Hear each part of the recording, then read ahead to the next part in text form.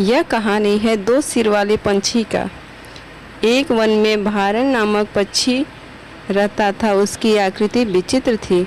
उसका शरीर तो एक था किंतु सिर दो था। उन दोनों सिरों की आपस में नहीं बनती थी। समय समय पर उनमें टकराव होता रहता था। एक दिन वन में भटकते हुए पंछी के दाएं मुख को एक रसीला फल प्राप्त हुआ। उसने लपक कर फल को पकड़ लिया और बड़े ही चाव से खाने लगा।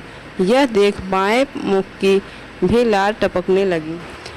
उसने दाएं मुख से कहा, तनिक मैं भी यह फल चख कर देखूं, किंतु दाएं मुख ने उसे झिड़क दिया, इसकी क्या आवश्यकता है, मैं खाऊं या तुम जाएगा तो हमारे पेट में ही, और पेट तो हमारा एक ही है, वह तो भर ही जाएगा। यह उत्तर सुन बाएं मुख का क्रोध आ गया। वह दाएं मुख से अपने अपमान और तिरस्कार का बदला लेने का अवसर खोजने लगा। यह अवसर उसे प्राप्त हो गया जब नदी किनारे पड़ा हुआ एक सुनहरा फल उसे प्राप्त हुआ। वह यह फल दाएं मुख को जलाते हुए अकेले ही खाना चाहता था, किंतु जैसे ही वह उसे खाने को हुआ, पास ही एक वृक्ष में बैठा कौवा बोल पड़ा, बंधु उस फल को मत खाना, वह विषाक्त है, उसे खाते ही तुम मर जाओगे।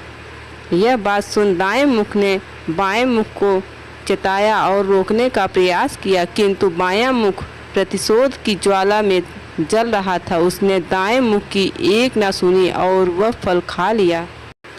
इस कहानी से हमें यह शिक्षा मिलती है, जो आपस में मिलजुल कर काम नहीं करते वे नष्ट ही हो जाते हैं।